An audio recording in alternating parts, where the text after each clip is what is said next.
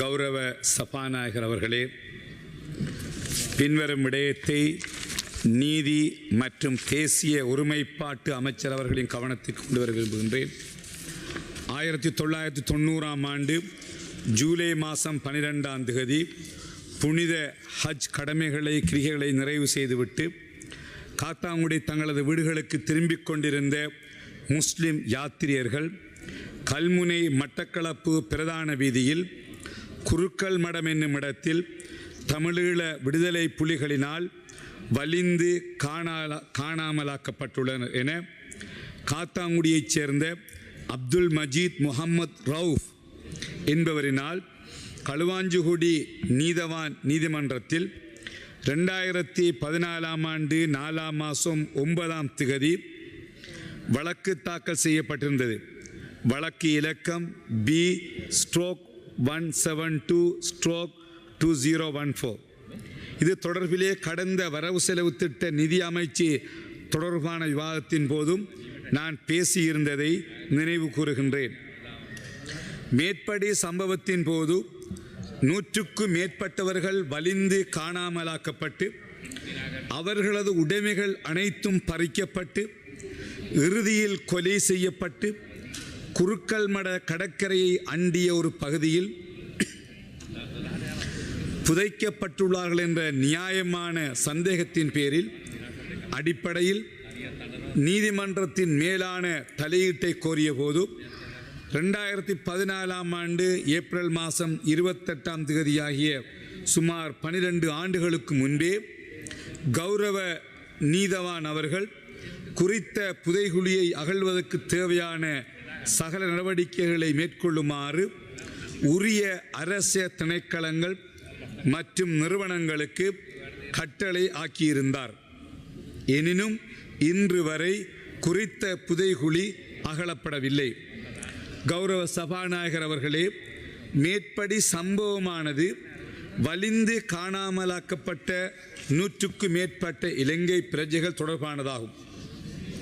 தங்களது உறவினர்களுக்கும் அன்பர்களுக்கும் என்ன நேர்ந்தது என்பதை அறிகின்ற தார்மீக உரிமை பாதிக்கப்பட்ட அனைவருக்கும் காணப்படுகின்றது.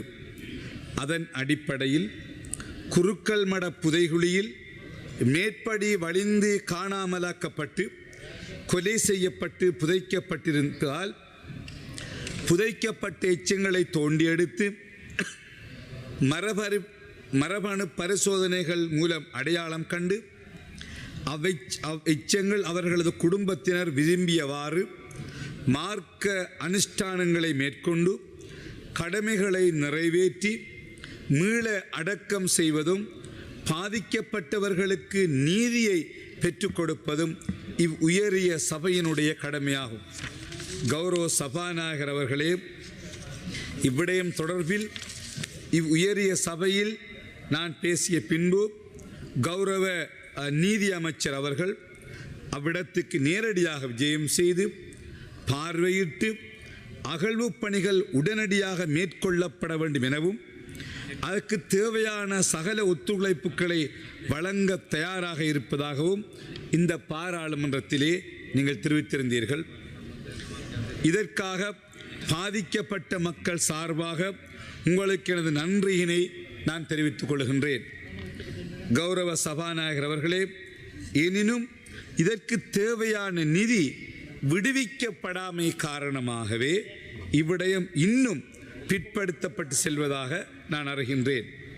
எனவே இவ்வகழ்வு பணிக்காக சுமார் 29 லட்சம் நிதி ஒதுக்கப்பட்டுள்ளதாகவும் ஒதுக்கப்பட்ட நிதியானது குறித்த அகழ்வு பணிக்கு விடுவிக்கப்படாததன் காரணமாக கடந்த 6/1/2026 இவ்வருடம் திகதிய தவணையின் போது கௌரவ நீதவான் அவர்கள் மேலதிக நிதியினை கோரியிருப்பதாகவும் நான் அறிகின்றேன்.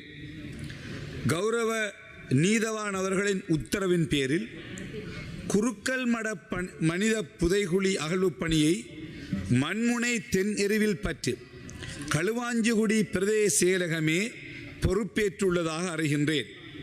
எனவே கௌரவ நீதி அமைச்சர் அவர்களே, எனவே இதற்கு தேவையான மொத்த நிதியையும் குறித்த களுவாஞ்சிக்குடி பிரதேச செயலகத்துக்கு விடுவித்து அவசரமாக அகழ்வு பணி மேற்கொள்ளப்பட்டு கிட்டத்தட்ட 35 ஆண்டுகளாக பாதிக்கப்பட்ட மக்கள் தங்களது உறவுகளின் ஜனாசாக்களையாவது மார்க்க முறைப்படி நல்லடக்கம் செய்வதற்கு ஆவண செய்யுமாறு இந்த உயர் சபையிலே தங்களிடம் வினயமாக கேட்டுக்கொள்கின்றேன்.